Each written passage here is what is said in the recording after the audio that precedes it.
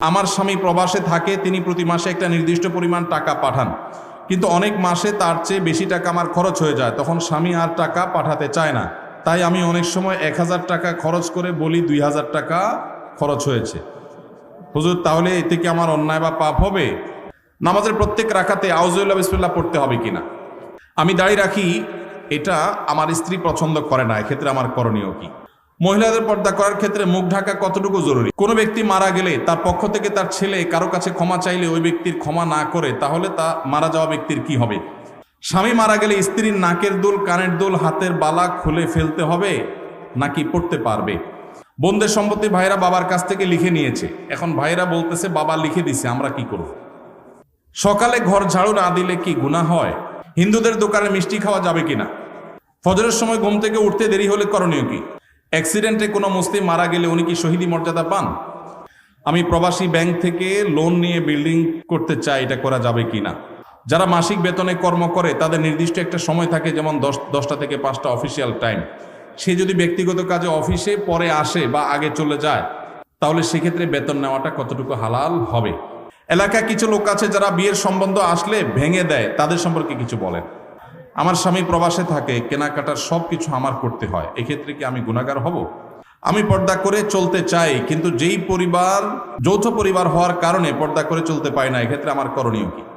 অনেক সময় কোনো মুসলমানের পরিচয় উল্লেখ করতে গিয়ে লেখা হয় তিনি অমুক সম্ভ্রান্ত মুসলিম পরিবারে জন্মগ্রহণ করেছেন। প্রশ্ন হলো, মুসলমানের মধ্যে আবার সম্ভ্রান্ত অসম্ভ্রান্ত বলতে কিছু আছে কিনা? রোজা অবস্থায় গীবত করলে কি হয়? বিড়ি সিগারেট বিক্রি করার উপার্জন হালাল নাকি হারাম? বাংলাদেশের মাদ্রাসার অনেক সুপার প্রধানরা দাখিল আলিম পরীক্ষার্থীদের নকল সরবরাহ করে বা তার সাথে জড়িত থাকে, এদের বিধান কি? জি ভাই, বিসমিল্লাহ। প্রথম প্রশ্ন, আমরা দেখি যে বড় ভাই মারা গেলে বড় ভাইয়ের ছেলে মেয়ে এবং বউয়ের কথা চিন্তা করে ছোট ভাই বড় ভাইয়ের বউকে বিয়ে করে। আমি জানতে চাচ্ছি যে ছোট ভাই মারা গেলে ছোট ভাইয়ের ছেলে মেয়ে এবং বউয়ের কথা চিন্তা করে ছোট ভাই এর বউকে বড় ভাই বিয়ে করতে পারবে কিনা, বড় ভাইয়ের বউ থাকা অবস্থায়? এটি ইসলাম কি বলে? ভাইরা আমার, কোনো ভাইয়ের স্ত্রী মারা যাওয়ার পর অন্য কোনো ভাই যদি সেই ভদ্র মহিলাকে বিবাহ করেন, ইদ্যত পালনের পর 4 মাস 10 দিন পর বিয়ে করা যায়, তখন যদি বিয়ে করেন, এটা প্রশংসনীয় কাজ। অভিভাবকত্বের জায়গা থেকে, ভাতিজাদের প্রতি দায়িত্বশীলতার জায়গা থেকে এটা খুবই প্রশংসনীয় কাজ। আমাদের সমাজ বেশিরভাগ মানুষ এটাকে ভালো চোখে দেখে না, কারণ সমাজটা তো সব রোগাদের সমাজ, রোগী হয়ে গেছি আমরা। ভালো জিনিস আমাদের কাছে খারাপ লাগে, খারাপটা বরং ভালো লাগে। তো এইটা ভালো কাজ। এখন কথা হলো, বড় ভাই তার একজন স্ত্রী আছেন, এই অবস্থায় ছোট ভাই মারা গেছেন, ছোট ভাই স্ত্রীকে বিয়ে করবেন কিনা? উত্তর হলো, ছোট ভাইয়ের স্ত্রীকে বিয়ে করতে শরিয়াত দৃষ্টিকোণ থেকে কোনো বিধিনিষেধ নাই, বিয়ে করতে পারবে না এমন কোনো কথা নাই। বাকি তার দুজন স্ত্রী একসঙ্গে থাকলে তিনি ইনসাফ করতে পারবেন কিনা, শরিয়ার বিধিবিধান মানতে পারবেন কিনা, সাম্যতা বজায় রাখতে পারবেন কিনা, এখানে আবার কিন্তু ন্যায্যতার ওয়াজ আনলে হবে না, এখানে কিন্তু সাম্যতা লাগবে, সমান সমান দিতে হবে। এখানে আল্লাহ তাআলা সেটা আমাদের জন্য আবশ্যক করে দিয়েছেন, তো সেটা করতে পারবে কিনা এই বিষয়টা নিশ্চিত করতে হবে। যদি পারেন, তাহলে সব যদির পরে, সব শর্ত পূর্ণ হওয়ার পর তিনি চাইলে শরিয়া সম্মত ভাবে তিনি বিবাহ করতে পারবেন। কিন্তু অনেক ক্ষেত্রে দেখা যায় ভালোর জন্য করতে গিয়ে উল্টা আরো খারাপ হয়। দেখা যায় ঘরে বিশ্বযুদ্ধ লেগে যায়, আছে না নাই? যদি কোনো আল্লাহর বান্দী, যদি আল্লাহর কোনো বান্দী যদি স্যাক্রিফাইস করেন এক্ষেত্রে, তাহলে এটা অবশ্যই একজন জান্নাতি মানুষের কাজ, অবশ্যই একজন আল্লাহর নেককার বান্দির কাজ। আল্লাহ আমাদেরকে তৌফিক দান করুন। আমার স্বামী প্রবাসে থাকে, কেনাকাটার সব কিছু আমার করতে হয়, এক্ষেত্রে কি আমি গুনাহগার হব? কোনো বোন, তার স্বামী যদি প্রবাসে থাকেন, দেশে তার বাজারঘাট করে দেওয়ার মতো কোনো মানুষ যদি না থাকে, তিনি যদি বাজারঘাট করার জন্য, কেনাকাটা করার জন্য যাওয়া লাগে, শরঈ পর্দা মেনটেন করে তিনি যেতে পারবেন, কিনতে পারবেন। তবে যদি অন্য কোনো পুরুষ লোক থাকেন আশেপাশের, যাদের দিয়ে কেনাকাটা কাজটা সারা যায়, তাহলে সেটাই করা উচিত, ওইটাই অধিকতর উত্তম। এবং আজকাল অনলাইনে অনেক জিনিসপত্র কেনাকাটা করা যায়, বিশেষ করে শহরে। চাইলেই অনলাইনে কল করলে বাসায় বাসায় মাল চলে আসে। সেই পদ্ধতি অবলম্বন যাদের করার সুযোগ আছে, তারা সেটা করা উচিত। একান্ত কোনো উপায় না থাকলে তিনি অবশ্যই যেতে পারবেন, কিন্তু পর্দা মেনটেন করে। অনেক সময় আমাদের বোনেরা এই সুতা দিয়া, এই উজুহাত দিয়া লাগবে লবণ 1 কেজি, বাজারের এ মাথা থেকে ওই মাথা পর্যন্ত 7 চক্কর তওয়াব দিয়ে ফেলে, আছে না নাই? এই জন্য ইন্নামাল আমালু বিন্নিয়াত। আপনার স্বামী প্রবাসে আছে, বাজারে যাওয়া জায়েজ আছে, হুজুরের কাছে মাসালা নিয়েছেন, নিয়ে এবার বাজারে বাজারে ঘুরতেছেন অহেতুক, পর্দার সাথে গেলেন না বেপর্দার সাথে গেলেন, তাহলে অবশ্যই আপনি গুনাহগার হবেন। এই জন্য বোনরা আল্লাহকে ভয় করবেন, যতটুকু আপনার না হলে নয় ততটুকু আপনি করতে পারবেন, অবশ্যই পর্দার সাথে। আমি পর্দা করে চলতে চাই, কিন্তু যেই পরিবার যৌথ পরিবার হওয়ার কারণে পর্দা করে চলতে পারি না, এক্ষেত্রে আমার করণীয় কি? যৌথ পরিবারে পর্দা করাটা একটু কঠিন, একটু কষ্টের, ডিফিকাল্ট। এক্ষেত্রে দরকার হয় সবার সহযোগিতা। আমরা ছোটবেলায় আমরা দেখেছি যৌথ পরিবারের থেকেও মানুষ পর্দা করার চেষ্টা করত। একই বাড়িতে কয়েকজন মানুষ বসবাস করত, কয়েক ভাই আসতেন, সবার স্ত্রী বাসায় আছেন, একই ঘরে এক একটা কক্ষে এক একজন থাকেন, তো বাহির থেকে আসলে অনেক সময় গলা পরিষ্কার করে ঢুকতো, গলা পরিষ্কার করে প্রবেশ করত, যাতে করে মেয়েরা তারা নিরাপদে সাইড হয়ে যায়, পর্দার খেলাপ না হয়। এখন হায়া লজ্জা এমন উঠছে, হনহনায় ঢুকে যায়, ন্যূনতম পর্দার বিধানটা জানেই না। এটা মুসলমানদের জন্য লজ্জা। যৌথ ফ্যামিলিতে থেকে পর্দা করা সম্ভব যদি সবার সহযোগিতা থাকে। ঠিক আছে, পুরুষরা যখন আসবে মহিলারা সাইড হয়ে যাবে, পুরুষরা যখন বের হবে মহিলারা তখন সাইড দিবেন, মহিলারা যখন থাকবেন পুরুষরা ঢোকার আগে তাদের পারমিশন নেবেন, প্রাইভেসি মেনটেন করবেন। দেখুন, ইসলামের পর্দার বিধানটা হলো মানুষের প্রাইভেসি রক্ষা করার জন্য। মানুষের প্রাইভেসি মেনটেন করা, রক্ষা করা, এটা ইসলামের অনেক বড় একটা সৌন্দর্য, যে ইসলাম মানুষের প্রাইভেসি রক্ষা করেছে। একজন নারী, আপনি তার সৌন্দর্য তার অনুমতি ছাড়া বা তার সৌন্দর্য আল্লাহর অনুমতি ছাড়া আপনি দেখে অবলোকন করবেন, আপনার জন্য হারাম করা হয়েছে, তার প্রাইভেসি আপনি নষ্ট করছেন।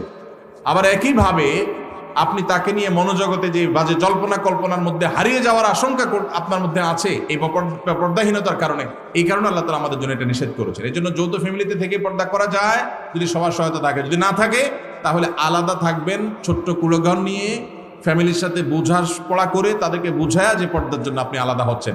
অনেক সময় দেখা যায় অনেক মহিলা আছে আলাদা হওয়ার জন্য একটা সুতা খোঁজে, সুতা, এই সুতা খুঁজে এক একটা মাসালা বাইর করে হুদাই, কোনো কারণ ছাড়াই। তো এটা করা যাবে না। আর যদি সত্যিই পর্দার অসুবিধা হয় তাহলে স্বামীর কর্তব্য স্ত্রীর জন্য অবশ্যই পর্দার ব্যবস্থা করা প্রয়োজন, সেটা বাছা আলাদা করে হলেও। মহিলাদের পর্দা করার ক্ষেত্রে মুখ ঢাকা কতটুকু জরুরি? বিশুদ্ধ মত অনুযায়ী, নিরাপদ মত অনুযায়ী মুখমণ্ডলও পর্দার অন্তর্ভুক্ত, ঢাকবেন, মুখমণ্ডল প্রদর্শন করবেন না, প্রয়োজনে মাথা কাপড় টেনে দিবেন। আল্লাহ বলেছেন ইউদনিনা আলাইহিন্না মিন জালাবিবিহিন্না, মাথার উপরে যে কাপড় থাকে মেয়েদের পর্দার জন্য এটাকে জিলবাব বলা হয়। আল্লাহ বলেছেন এই জালাবিব তোমরা, তারা মেয়েরা টেনে দিবে। এই যে টেনে দিতে বলছে, এটা কেন? এটাই তো মুখাবয়বকে ঢাকার জন্য। আম্মা জানা আয়েশা রাদিয়াল্লাহু আনহা বলেছেন, হজের সময় আমি যখন নবীজি সাল্লাল্লাহু আলাইহি ওয়াসাল্লামের সাথে হজ করেছি, সেই বছর আমি ইহরামরত অবস্থা মেয়েদের জন্য মুখ উন্মুক্ত রাখতাম। যখনই কোনো পুরুষ চোখের এরিয়াতে চলে আসতো তখন আমি কাপড় টেনে দিতাম। এখান থেকে বোঝা যায় তারাও মেয়েদের চেহারার পর্দা করতেন। এটাই হলো অধিকতর বিশুদ্ধ এবং অধিকতর আপনার নিরাপদ মত। এই জন্য বোনরা পর্দা যখন করবেন মুখমণ্ডলও ঢাকার চেষ্টা করবেন, সেটা হবে এই ক্লাসের পর্দা। যারা সেটা করতে পারছেন না, অন্তত শুরুটা করেছেন, অবশ্যই তাদেরকে আমরা অ্যাপ্রিসিয়েট করব। আমি দাড়ি রাখি, এটা আমার স্ত্রী পছন্দ করে না, এক্ষেত্রে আমার করণীয় কি? যাদের দাড়ি রাখলে তাদের বউ অপছন্দ করে, তারা বউকে জিজ্ঞাসা করবেন আমি দাড়ি রাখলে তোমার আসলে অসুবিধাটা কি? তখন স্ত্রী বলবে তোমার দাড়ি রাখা, দাড়ি চাল অবস্থা দেখলে তোমার চাচার মতো লাগে, আমার ভাল লাগে না। এটা তো বলবে যে তোমার মুখে দাড়ি থাকলে আমার কাছে ভাল লাগে না, হুজুর হুজুর লাগে, চাচা চাচা লাগে। এটা যদি বউ বলে তখন বউকে বলবেন ঠিক আছে, তোমার ভালো লাগে না, এটার প্রতি শ্রদ্ধা রেখে আমি দাড়ি চেঁচে ফেলবো, শেভ করে ফেলবো। তবে সেই সাথে আমারও একটা কথা আছে, তোমার মাথার এই যে এত লম্বা লম্বা চুল আমার একদম ভালো লাগে না, আমার মন চায় তুমি এগুলো সব চেঁচে একদম ফুল গোলালের মতো হয়ে যাও, আমার এটা খুব ভালো লাগে। আপনি যখন এটা বলবেন, আপনার স্ত্রী যিনি দাড়ি পছন্দ করছেন না তিনি তখন আপনাকে যেটা রিপ্লাই দিবে সেটা হলো, তিনি বলবেন তোমার আসলে ডাক্তার দেখানো উচিত, তোমার মাথার সমস্যা হয়ে গেছে। মেয়েদের মাথার চুল আবার কেউ অপছন্দ করে? তখন আপনি বলবেন এই কথাটাই আমি বলতে চাইছিলাম আগে, এই যে মাথায় সমস্যা হওয়ার কথা আপনি আমাকে বললেন না, এই কথাটাই আমি বলতে চাইছিলাম, মায়ের ভয় বলি নাই। আল্লাহ তাআলা দাড়ি আমার মুখে গজাইছেন, আপনার মুখে তো গজার নাই। আপনি মেয়ে মানুষ, আপনার মুখে তো গজায় নাই। নখ আমারটাও বড় হয়, আপনারটাও বড় হয়। শরীরের অন্য সমস্ত অঙ্গ প্রত্যঙ্গ বর্ধনশীল যেগুলো সব আপনারও বাড়ে, আমারও বাড়ে। শুধু দাড়িটা আপনার মুখে গজাই না, আর আমার মুখে গজায় এবং বাড়ে। মোচটা গজায়, যেন মোচ ছোট ছোট রাখতে বলছে ইসলাম। তাহলে আল্লাহ তাআলা আপনাকে একটা জিনিস দেয় নাই, আমাকে একটা জিনিস দিছে, তাহলে বোঝা গেছে এটা পুরুষত্বের মার্কা, এটা পুরুষত্বের মার্কা। এখন যে ভাইদের মুখে দাড়ি নাই, আপনারা রাগ করেন না, আপনাদেরকে কষ্ট দেওয়ার জন্য বলছি না। আমি শুধু এটুকু বলছি যে দাড়ি এটা পুরুষত্বের আলামত। দাড়ি এটা কিসের আলামত? পুরুষত্বের আলামত। কারণ আল্লাহ তাআলা নারীকে দাড়ি দিছেন, পুরা বডির মধ্যে দেখবেন এই একটা জিনিসই মহিলাদের নাই, আপনার আছে, দাড়ি আর মোচ। দাড়ি আর গোঁফ ছাড়া সবকিছুই তাদেরও আছে, আমাদেরও আছে, কিন্তু এই জিনিসটা আল্লাহ তাআলা আমাদেরকে দিয়েছে, তাহলে এটা আমাদের একটা মার্কা। এখন এই মার্কা যদি কেউ পরিবর্তন করে ফেলতে বলে, এটা তো মানা যায়। এটা কি মানা যায়? কোনো মহিলার কাছে যদি পুরুষের দাড়ি ভালো না লাগে, তাহলে এইটা কি আসলে মহিলা নাকি হিজড়া? এইটা নিয়ে প্রশ্ন তোলার সুযোগ আছে, এটা নিয়ে প্রশ্ন তোলার সুযোগ আছে। কারণ মহিলা হইলে তো বিপরীত লিঙ্গের প্রতি টান থাকার কথা, মহিলা হইলে তো পুরুষের মুখে দাড়ি দেখে তার ভালো লাগার কথা, কারণ আল্লাহ তাআলা ওইভাবেই দিয়েছেন পুরুষকে। ভাইরা আমার, যেই মেয়ে আপনার দাড়িকে পছন্দ করবে না, আপনি ওই মেয়ে কি দুঃখে বিয়ে করতে যাবেন? দেশে কি মেয়ের তল পড়ছে নাকি, অভাব পড়ছে নাকি? আল্লাহ তাআলা আমাদের বোনদের রুচিগুলোকে ইসলামের সাথে সঙ্গতিপূর্ণ রুচি করার তৌফিক দান করুন। আল্লাহ তাদেরকে ভালো উন্নত রুচি দান করুন। আমাদের যেসব ভাইদের মুখে দাড়ি নেই, আল্লাহ ভাইদের মুখে দাড়ি দান করে দিন। আর যাদের মুখে দাড়ি আছে, শুধু দাড়ি থাকলেই যে খাঁটি মুসলমান হয়ে গেছে সেটা না, তাদের আখলাক আমল সবকিছুকে আল্লাহ ঠিক করার তৌফিক দান করুন। আমি প্রবাসী ব্যাংক থেকে লোন নিয়ে বিল্ডিং করতে চাই, এটা করা যাবে কিনা? বিষয়টা আমার জানা খুব দরকার। আপনি কি প্রবাসী ব্যাংক থেকে নিবেন, না দেশি ব্যাংক থেকে নিবেন, না অন্য কোন নামের ব্যাংক থেকে নিবেন, সেটা বিষয় না। বিষয় হলো সুদভিত্তিক লোন নিলে সেটা হারাম। কোন ব্যাংক থেকে নিচ্ছেন সেটা ম্যাটার না। ব্যাংক থেকে যদি সুদভিত্তিক লোন নেন সেটা কি হারাম। আপনি বাড়ি করার জন্য সুদভিত্তিক লোন নেই, সেটা হারাম হবে। প্রয়োজনে আপনি ভাড়া বাড়িতে থাকবেন, কুড়ের ঘরে থাকবেন, কিন্তু হারামে জড়াবেন না। আল্লাহ আমাদেরকে বুঝদান করুক। বেশিরভাগ গ্রামে শহরে এখন মানুষ কথায় কথায় সুদের কারবার করে। সুদ যে কত ভয়াবহ!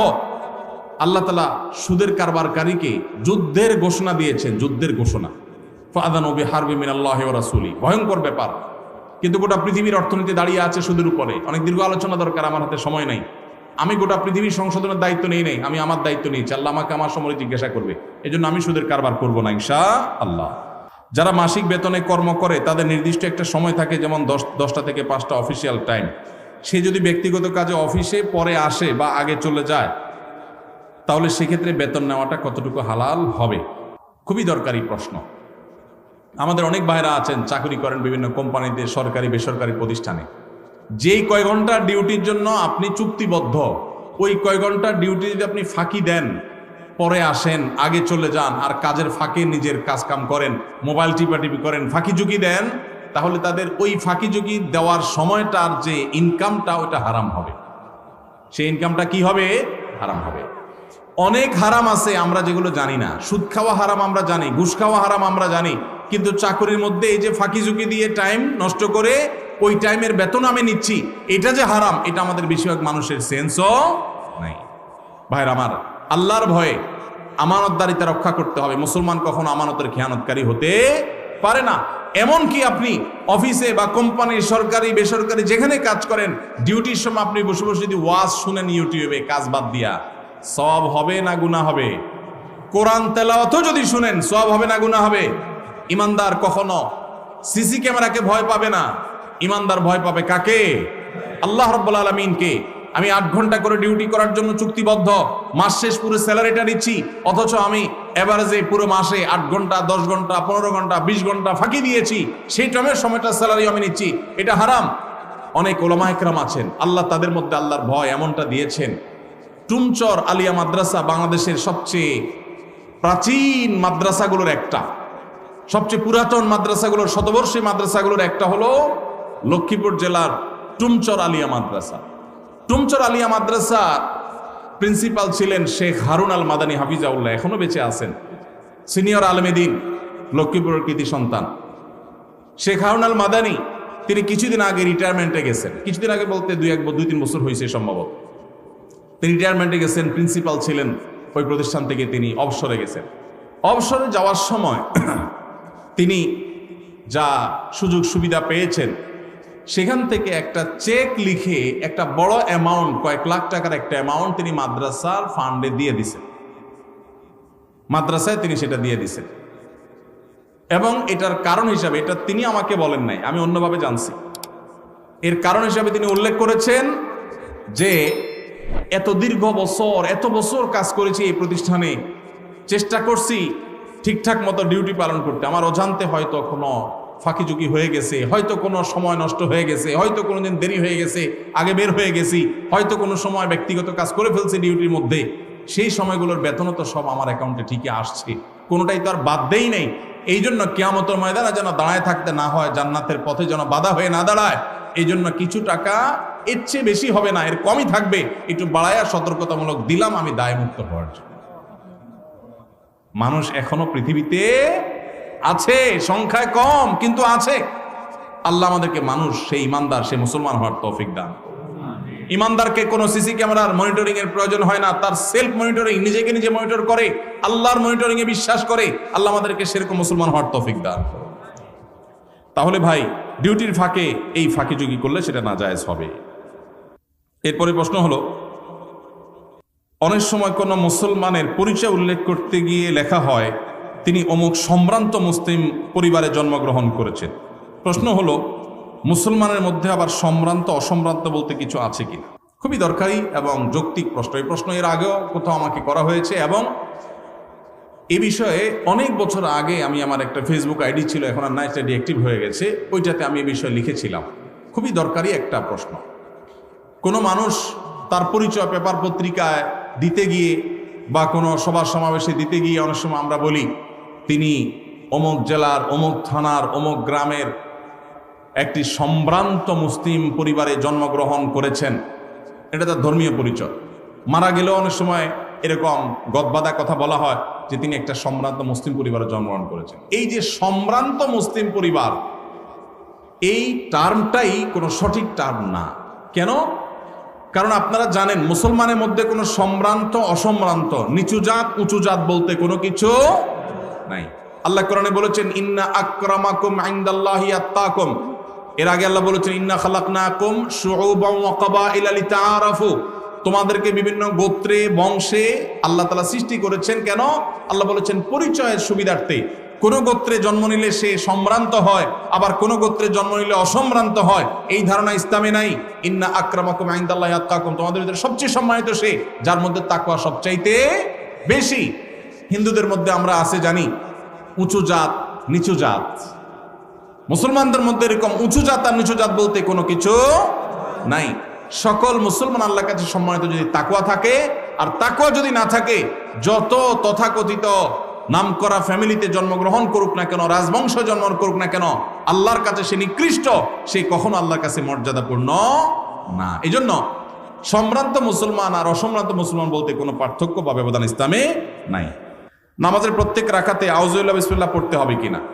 পড়বো প্রত্যেক রাকাতের শুরুতে। আমরা যখন সূরা ফাতিহা পড়বো, অন্য সূরা মিলাবো, এই সূরা ফাতিহার শুরুতে আউযুবিল্লাহি মিনাশ শাইতানির রাজিম বিসমিল্লাহির রহমানির রহিম দুইটাই পড়ে তারপরে সূরা ফাতিহা পাঠ করতে হবে, এটা সুন্নাত প্রত্যেক রাকাতে। আর সূরা ফাতিহার পরে যখন আরেকটা সূরা মিলাবো তখন কি বলতে হবে? বিসমিল্লাহির রহমানির রহিম পড়তে হবে, পড়ে আপনি নামাজ শেষ করবেন। এটা হলো সুন্নাহ। কোনো কারণে যদি ছুটে যায় নামাজ হয়ে যাবে, কিন্তু শুরুতে আউযু বিসমিল্লাহ দুইটা আর সূরা মিলানোর শুরুতে শুধু বিসমিল্লাহ, এটা পড়া কি সুন্নাত। এলাকায় কিছু লোক আছে যারা বিয়ের সম্বন্ধ আসলে ভেঙে দেয়, তাদের সম্পর্কে কিছু বলেন। খুব দরকারি একটা প্রশ্ন ভাই, খুব দরকারি একটা প্রশ্ন। আমাদের দেশের গ্রামে গঞ্জে এই ধরনের নিকৃষ্ট মানুষ, এই ধরনের ফাসিক এবং পাপিষ্ট মানুষ বহু আছে। এমনকি অনেক লোক আছে নামাজ কালাম পড়ায়, মসজিদে জামাতের সাথে নামাজ আদায় করে, কিন্তু মানুষের বিয়ে শাদী উপলক্ষে খোঁচাখুচি করে। কোন এলাকাতে একটা মেয়ের খবর নেওয়ার জন্য আরেক এলাকা থেকে মানুষ আসছে, এলাকাতে আপনাকে পাইছে একটা পুকুরের ঘাটে উজু করতেছেন, দেখছে যে মসজিদের পুকুরের ঘাট ওযু করতেছে, বেচারা নামাজি মানুষই হবে। জিজ্ঞাসা করছেন, ভাই সালাম আলাইকুম, আপনাদের এলাকায় অমুক মেয়েটার সম্পর্কে কিছু জানেন কি? আপনি চিন্তা করছেন, আরে তো আপনার শত্রুর মেয়ে, আপনার সাথে তার আইল ঠেলাঠেলি আছে, এই চান্সে আপনি শত্রুতা উদ্ধার করার জন্য বলছেন, ভাই আল্লাহ বাঁচাইছে, আপনি আমার কাছে আসছেন ভাই। এই বইলা যে আপনি একটা শয়তানি শুরু করে দিলেন, আস্ত ডাহা ডাহা মিথ্যা কথা বলে ওই বিয়েটা ভাঙে দিলেন। এই কাজটা শুধু মিথ্যা না, আল্লাহর জমিনে আল্লাহর আরশ কাঁপার মতো সবচেয়ে ভয়াবহ অপরাধগুলোর মধ্যে থেকে একটি। কারণ এখানে একটা নিষ্কলুষ চরিত্রে আপনি কালিমা দিলেন, একজন নিরপরাধ মানুষ সম্পর্কে মিথ্যাচার করলেন, আবার নিজে মিথ্যা কথা বললেন, আবার ওই লোকটাকে অসত্য সংবাদ দিলেন, মিথ্যা সাক্ষ্য দিলেন। অনেকগুলো কবিরা গুনার সমাহার এখানে আছে, একটা কবিরা গুনাহ নয়, অনেকগুলো কবিরা গুনাহ একযোগে হচ্ছে, আপনি টেরও পাচ্ছেন না। জাহান্নামে যাওয়ার জন্য বেশি কিছু দরকার হবে না ভাই। আবার দেখা যায় নিজের পক্ষের লোক সম্পর্কে যদি জিজ্ঞাসা করে, ভাই অমুক ছেলেটা সম্পর্কে কি জানেন? ছেলেটা আপনার বোনের ছেলে, বাইগনা, আপনার কাছেই আসছে। আপনি চিন্তা করলেন, হায় হায় আল্লাহ বাঁচাইছে যে আরো জনের কাছে যায় নাই, ছেলের গুদুড় আছে, বহুত বদনাম আছে। আপনি বলতেছেন, ভাই আমাদের এই গ্রামে যদি একটা ফেরেশতার মতো ছেলে থাকে, এই ছেলে আছে ভাই, একের ছেলে একের। এই ক্ষেত্রেও আপনি ওই মেয়েওয়ালাদেরকে, মেয়ে পক্ষকে মিথ্যা তথ্য দিয়ে তাদেরকে ক্ষতিগ্রস্ত করলেন, বিভ্রান্ত করলেন, মিথ্যা সাক্ষ্য দিলেন, এক্ষেত্রেও আপনি অপরাধী। তাহলে কি করবেন? যতটুকু সত্য ততটুকু বলবেন। সত্য বলার মতো যদি বুকে বল না থাকে, যদি মনে হয় সত্য বললে আমি মাইদ্যের খাওয়া লাগবে, তাহলে বলবেন, ভাই সরি, অন্য কেউ যারা চিনে জানে তাদেরকে জিজ্ঞাসা করেন, আপনি অ্যাভয়েড করে যান। কিন্তু বলতে যখন যাবেন তখন আপনাকে সত্য বলতে হবে। নবী সাল্লাল্লাহু আলাইহি সাল্লাম বারবার আমাদেরকে সতর্ক করেছেন। তিনি বলেছেন, যদি তোমাকে কিছু বলতে হয় ফালিয়াকুল খায়রা আও লিয়াসমুত, তাহলে ভালো সত্য যেটা সেটাই বলবে, আর না হলে চুপ থাকবে। কিন্তু বলতে গিয়ে মিথ্যা বলা যাবে না। অনেক ভাইরা আছেন এই অপকর্ম করেন, কোনো কারণ ছাড়াই করেন, অযথা খোঁচাখুচি করেন, আছে না নাই? এই বিয়ে ভাঙার তালে এগুলো হলো মানুষরূপী শয়তান। আপনি যদি আস্ত মানুষের সুরতে শয়তান দেখতে চান, এইরকম বিয়ে ভাঙাভাঙির কাজ যারা করে এরা হলো সে মানুষরূপী শয়তান। কেন বলেছি জানেন? কারণ ইবলিস শয়তান সবচেয়ে বেশি খুশি হয় একটা সংসার ভেঙে দিলে। একটা সংসার ভেঙে দিলে শয়তান সবচেয়ে বেশি খুশি হয়, অন্য কোনো কাজে শয়তান এত খুশি হয় না। আর এই লোকটা একটা বিয়ে হতে যাচ্ছিল, মিথ্যা কথা বলে ভেঙে দিয়েছে, অথবা অজাগা বিয়ের ব্যবস্থা করে দিয়েছে মিথ্যা তথ্য দিয়ে। এই লোকটা শয়তানের সে কাজটা করেছে। আল্লাহ আমাদেরকে এই দুশ্চরিত্র থেকে বেঁচে থাকার তৌফিক দান করুন। যারা এই সমস্ত খারাপ কাজের বদভ্যাস আছে, আল্লাহর ওয়াস্তে তারা ছেড়ে দেন, আল্লাহকে ভয় করেন। সকালে ঘর ঝাড়ু না দিলে কি গুনাহ হয়? না ভাই, ঘর ঝাড়ু না দিলে কোনো গুনাহ হয় না। এগুলো কুসংস্কারের কথা। আগের যুগের মানুষরা নিজের বৌমা, পোলাপান এগুলাকে সোজা রাখার জন্য অনেক জাল হাদিস বানাইতো। এটা সেরকমই একটা। ধরেন বৌমাদেরকে দৌড়ের উপর রাখার জন্য একটা জাল হাদিস বানাই দিল, সকালে ঘর ঝাড়ু না দিলে গুনাহ হয়। এবার বৌমা সকালে উঠা ঘর ঝাড়ু দিবেই দিবে। তো আল্লাহর নামে, নবীর নামে মিথ্যাচার এগুলা করা উচিত না। ঘর ঝাড়ু দিলেন কি না দিলেন এর সাথে গুনাহের কোনো সম্পর্ক না। তবে হ্যাঁ, বাসাবাড়ি পরিচ্ছন্ন রাখা উচিত, সেটা সকালে হোক আর বিকালে হোক। ফজরের সময় ঘুম থেকে উঠতে দেরি হলে করণীয় কি? দেরি হলে কোনো একদিন হঠাৎ দেরি হয়ে গেছে, তাহলে যখন উঠছেন তখন নামাজ পড়বেন। মান্না মান সালাতিন আও নাসিহা ফালিউসাল্লিহা ইযা যাকারা ফাইন্না যালিকা ওয়াক্তুহা। কোনো কারণে একদিন মিস হয়ে গেছে, কিন্তু ডেইলি আপনি সকাল 7টা বাজে উঠে ফজর নামাজ পড়েন, মায়ের একটাও নিচে পড়বে না। অ্যাক্সিডেন্টে কোনো মুসলিম মারা গেলে উনি কি শহীদি মর্যাদা পান? 5 শ্রেণী মানুষকে নবী সাল্লাল্লাহু আলাইহি সাল্লাম শহীদ বলেছেন, অর্থাৎ শহীদের মর্যাদা পাবে। অরিজিনাল শহীদ না, কিন্তু মর্যাদা পাবে। অরিজিনাল শহীদ তো যে আল্লাহর রাহে শহীদ হয়। আর এই 5 শ্রেণী মানুষ যারা শাহাদাতের মর্যাদা পাবে, সেই মানুষগুলোর মধ্যে থেকে 1 শ্রেণী মানুষ হলো কোনো দেয়াল চাপা, ওয়াল চাপা, কোনো কিছু চাপা পড়ে মারা গেলে, এখন গায়ের নিচে চাপা পড়ে মারা গেলে আশা করা যায় আল্লাহ তাআলা তাকে শাহাদাতের মর্যাদা দিবেন। স্বামী মারা গেলে স্ত্রীর নাকের দুল, কানের দুল, হাতের বালা খুলে ফেলতে হবে নাকি পড়তে পারবে? স্বামী মারা যাওয়ার পর স্ত্রীকে ইদ্যত পালন করতে হয় 4 মাস 10 দিন। এই 4 মাস 10 দিনের ভিতরে সে অন্যত্র বিয়ে বসতে পারে না, 4 মাস 10 দিনের পরে বসতে পারে। যেই ঘরে থাকে সেই ঘরে, ঘরে বলতে কোনো রুমের ভিতরে না, যে বাড়িতে থাকে ওই বাড়ির চৌহদ্দির মধ্যে থাকেন। দূর দূরান্তে ডাক্তার দেখানো বিশেষ প্রয়োজন ছাড়া বাহিরে যাবেন না, সাজগোজ করবেন না। কিন্তু এর মানে এই না যে হিন্দুদের মতো স্বামী মারা গেলে স্ত্রী সারা জীবন সাদা পোশাক পরে থাকতে হবে, সাদা শাড়ি পরা, এর কোনো কথা নেই। সাধারণ পোশাক আশাক তিনি পরে থাকবেন। আর সাজসজ্জা করবেন না, সেজন্য তার ওই যে গহনা টহনা পরে সাজসজ্জা করা সেগুলো করবেন না, এগুলো খুলে রাখবেন। আবার ইদ্যত যখন শেষ হবে তখন আবার স্বাভাবিক জীবনে ফিরে যাবে। কোনো ব্যক্তি মারা গেলে তার পক্ষ থেকে তার ছেলে কারো কাছে ক্ষমা চাইলে ওই ব্যক্তির ক্ষমা না করে, তাহলে তা মারা যাওয়া ব্যক্তির কি হবে? যদি ক্ষমা করার মতো কোনো ইস্যু থাকে আর ক্ষমা না করে, সে অবশ্যই দায়ী থাকবে। ক্ষমা করার চেষ্টা করা উচিত। ক্ষমা করলে আল্লাহ তাআলা পছন্দ করেন, ভালোবাসেন ক্ষমাশীলকে। বোনদের সম্পত্তি ভাইরা বাবার কাছ থেকে লিখে নিয়েছে, এখন ভাইরা বলতেছে বাবা লিখে দিছে, আমরা কি করব? এই ভাইকে কিয়ামতের ময়দানে আল্লাহ রাব্বুল আলামিন ছাড় দিবেন বলে মনে হয় না, বোনদের হক মেরে চললে। অনেক ফ্যামিলিতে এটা হয় যে বাবা লিখে দিছে, এখন ভাই বলে ভাই আমি কি করব, বাপ তো আমাকে দিছে। আপনি কি করবেন? খুব সোজা অঙ্ক, আপনাকে বাপ দিয়া ভুল করছেন, আপনি এখন সেটা ব্যাগ দিবেন, বাস শেষ। আপনারে ব্যাগ দিতে তো কেউ নিষেধ করে নাই। শেয়ানা পাবলিক বলে যে বাপে লিখে দিছে, আমি কি করব? বাপে যদি ভুল করে তাহলে সেটাকে আপনি সংশোধন করবেন, আপনি এখন বোনেরটা বোনে ফেরত দিয়ে দিবেন, বাস এটা হলো কর্তব্য, না হলে গুনাহগার হবেন। হিন্দুদের দোকানে মিষ্টি খাওয়া যাবে কিনা? হিন্দুদের দোকান থেকে যদি আপনি মিষ্টি কিনেন সেটা হালাল হলে আপনি খেতে পারেন। এখন যদি হারাম হয় সেটা খেতে পারবেন না। এখন হালাল কি হারাম এটা যদি আপনার সন্দেহ তৈরি হয় যে অনেক ক্ষেত্রে তারা আপনার কোনো নাপাক জিনিস তারা পবিত্র মনে করে মিশায় কিনা, সন্দেহ যদি আপনার তৈরি হয় তাহলে সেটা খাবেন না, অ্যাভয়েড করবেন। যদি হালাল নিশ্চিত জানেন তাহলে খেতে অসুবিধা নাই। আর যদি হারাম হালালের মধ্যে সন্দেহ থাকে তাহলে সন্দেহের ঊর্ধ্বে থাকাই হলো তাকওয়ার দাবি। রোজা অবস্থা গীবত করলে কি হয়? রোজা অবস্থা গীবত করলে রোজার অঙ্গহানি হয়, রোজার কোয়ালিটি নষ্ট হয়। নবী সাল্লাল্লাহু আলাইহি ওয়াসাল্লাম বলেছেন, অনেক লোক রোজা রাখে, রুব্বা সাইমিন লাইসা লাহু মিন সিয়ামিহি ইল্লাল জু', অনেক লোক রোজা রেখে উপোস থাকা ছাড়া কোনো লাভ হয় না, কারণ রোজা রাখে আবার গীবত করে, মিথ্যা কথা বলে, অনর্থক কাজ করে।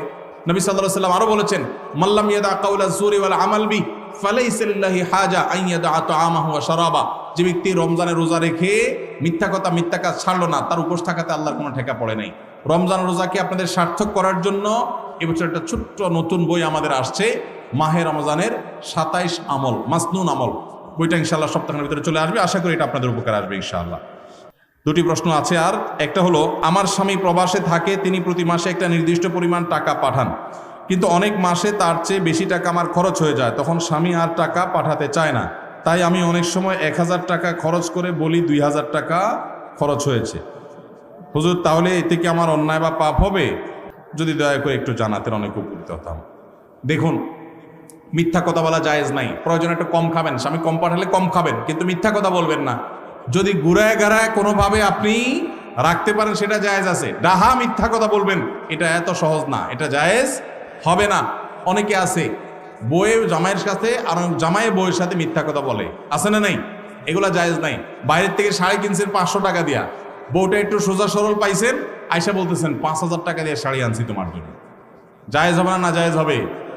একটা হাদিস আছে বউয়ের সাথে মিথ্যা কথা বলা জায়েজ। এই কথা শুনে অনেকে আছে ডেইলি সকাল বিকাল বউরে এরকম গোল দিয়ে ধোকা দেয়। এই মিথ্যা বলা জায়েজ নাই। কোন মিথ্যা বলা জায়েজ? পাম্পট্টিমূলক মিথ্যা বলা জায়েজ। পাম্পট্টিমূলক মিথ্যা বুঝেন? বউরে বললেন তোমার চাইতে সুন্দর এই পৃথিবীতে আর কেউ হতে পারে না, অসম্ভব, অথচ এটা মিথ্যা কথা, কিন্তু বলছেন। বউ আবার আপনারে বলল, এই টাইপের পাম্পট্টিমূলক মিথ্যা বলা জায়েজ আছে। ডাহা মিথ্যা কথা, গোশত আনছেন 1 কেজি, আয়না বলতেছেন আধা কেজি, 3 কেজি আয়না বলতেছেন 1 কেজি, বউ বলতেছে মাশাআল্লাহ আমার জামাইটা অনেক চালাক, আমার বাপে কিনলে দেখি অল্প একটু হয় 1 কেজি, আরে দেখি 2 কেজি 1 কেজি হয়ে গেছে। তো এরকম চালাকি করে বউয়ের কাছে ভালো সাজবেন, একদিন ওই রেট লাগানো দাম লেখা ট্যাগটা চোখে পড়বে, সারা জীবনে বিশ্বাস একসাথে শেষ হয়ে যাবে যে বেটাতে প্রতিদিন আমার 500 টাকা শাড়িতে 5000 টাকা বলে বেচছি। এই 2 নম্বরই করা জায়েজ নাই। বিড়ি সিগারেট বিক্রি করার উপার্জন হালাল নাকি হারাম? যেই জিনিস খাওয়া পান করা ব্যবহার করা হারাম, ওইটার কেনা বেচা করাও। ইসলামে যে জিনিসটা খাওয়া পান করা ব্যবহার করা নিষেধ, সেটার বেচা কেনা করাটাও। দোকানদার নিজে লম্বা দাড়িওয়ালা নামাজি মানুষ, হাজি সাহেব মানুষ, নিজে বিড়ি সিগারেট খায় না, নিজের 14 গোষ্ঠীও খায় না, কিন্তু বেচে, তাহলে তার উপার্জন হালাল হবে। এখন প্রশ্ন হলো, একটা দোকানে অনেক আইটেম আছে, একটা নাজায়েজ বা গুনাহের আইটেম বেচার কারণে সবগুলো যে হারাম হয়ে যাবে তা না। এটা বিক্রি করে যে লাভ করছে ওইটা নাজায়েজ হবে। বাকি যেগুলো হালাল আছে, চাল ডাল বিক্রি করছে সেগুলো হালাল হবে। অবশ্য চাল ডাল বিক্রি করলেই যে হালাল হবে এমন না, যদি দেশি মশারের সাথে ইন্ডিয়ান মশারে মিশায় বিক্রি করেন হালাল হবে না হারাম হবে? আইটেম হালাল হলেও 2 নম্বরই করার কারণে উপার্জনটা হারাম হয়ে যায়। তো এই জন্য যারা মুদি দোকানদারি করেন তারা বলবেন, ভাই তাহলে বিড়ি সিগারেট ছাড়া তো দোকান চলে না, কি করব? এটাই তো আপনার চ্যালেঞ্জ। আল্লাহর জন্য আপনি স্যাক্রিফাইসটা কি করলেন? কিয়ামতের ময়দানে আল্লাহর কাছে জান্নাত চাইবেন কোন মুখে? এটাই তো স্যাক্রিফাইস। এই স্যাক্রিফাইসের বিনিময়ে তো জান্নাত আশা করবেন। আপনি আল্লাহর জন্য হারাম জিনিস বিক্রি করলেন না, দোকানে লেখা দিলেন, ভাই আমি এই যে আমাদের মুসলমানদের রক্ত চোষা যারা, তাদের জিনিস রাখি না, বিড়ি সিগারেট রাখি না, ধূমপান আইটেম রাখি না, এগুলো এই দোকানে বিক্রি করা হয় না, লেখা টাঙ্গায় দিছেন। এতে কিছু বিড়িখোর, সিগারেটখোর, গাঞ্জাখোর কাস্টমার কমবে, এতে আপনার টাকা ক্যাশে একটু কম আসবে। ওই টাকা যদি আসতো ওইটা এমনিই বরকত নষ্ট করে দিত। ওই বেবরকতি গাঞ্জাখোর আর বিড়িখোর, সিগারেটখোরের টাকা না আসলে আপনার আল্লাহ তাআলা না খাওয়া মারবে না ইনশাআল্লাহ। এর জন্য হিম্মত দরকার হয়, হিম্মত। কিছু কেনা বেচা কম হোক, কিছু কাস্টমার কম আসুক, আমি একটু কম খাবো, আমার ইনকাম একটু কম হবে, বিনিময়ে আমি জান্নাত পাবো ইনশাআল্লাহ। মনে শান্তি থাকবে যে আমি ক্যান্সারের আইটেম বিক্রি করে একটা মানুষকে সর্বশান্ত করার দায়ে আমি দায়ী হলাম না। দোকানদার ভাই যত সিগারেট বিক্রি করলেন, এই সিগারেটগুলো যারা কিনছে, খাইছে, এর মধ্যে বহু লোক ক্যান্সারে আক্রান্ত হয়ে গেছে। বাংলাদেশে ক্যান্সারের যে রেশিও, ঘরে ঘরে ক্যান্সারের রোগী, এবং ক্যান্সারের সবচেয়ে বড় কারণ, যেই কারণে সবচেয়ে বেশি সংখ্যক মানুষ ক্যান্সারে আক্রান্ত হয়, সেটা হলো ধূমপান। এই ধূমপান আইটেম আপনি বিক্রি করছেন, নিজে খান নাই, যে খাইছে, খাইতে খাইতে একসময় ক্যান্সার হয়েছে, জমি জমা সব বিক্রি করে সর্বশান্ত হয়ে বাচ্চাদের ইতিম করে চলে গেছে। আপনি আল্লাহর কাঠগড়ার আসামি, কারণ তার ক্যান্সার হওয়ার পিছনে আপনারও ভূমিকা আছে। আপনি বলবেন, ভাই আমি না বেচলে কি হবে? কেউ না কেউ তো বিক্রি করবেই। এর উত্তর হইল, একজন মানুষ তার হয়তোবা সে কোনো কারণে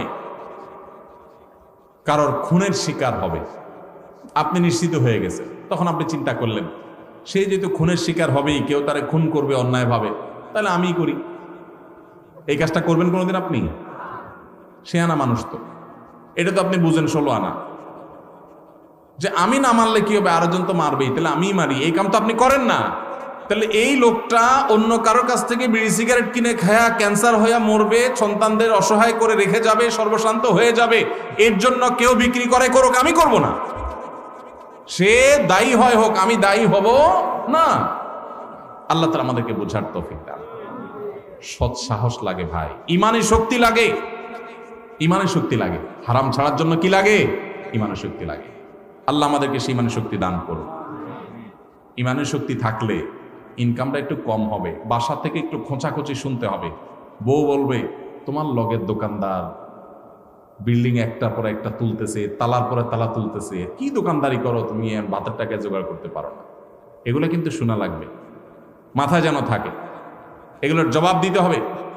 স্ত্রীকে সেজন্য বোঝাতে হবে, আমরা কি জান্নাতে যাব না জাহান্নামে যাব, আগে সে সিদ্ধান্ত নিতে হবে। যদি জান্নাতে যেতে চাই তাহলে আমরা এটা করব না।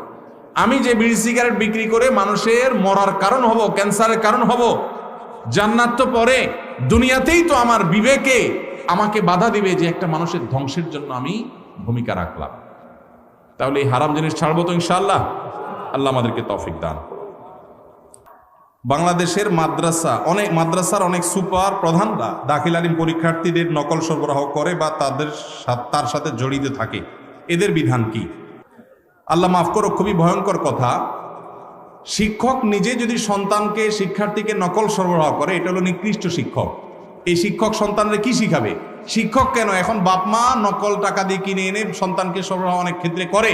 এই বাপমা কোনো আদর্শ বাপমা হতে পারে না। আল্লাহ তাআলা আমাদের বাবা মা শিক্ষকদেরকে মানুষের মতো মানুষ হওয়ার তৌফিক দান করুন। যে প্রতিষ্ঠানের শিক্ষক বা শিক্ষা প্রতিষ্ঠান প্রধান এরকম 2 নম্বর কাজ করে, সেই প্রতিষ্ঠানের সন্তান পড়াবেন না, সেখান থেকে সন্তান মানুষ হবে না, ডাকাত হবে, অমানুষ হবে বা খারাপ জিনিস শিখবে। আল্লাহ আমাদের সন্তানদের ঈমান আমলকে হেফাজত করার তৌফিক দান করুন। জাযাকুমুল্লাহু খায়রা ওয়া আখিরু দাওয়ানা আলহামদুলিল্লাহি।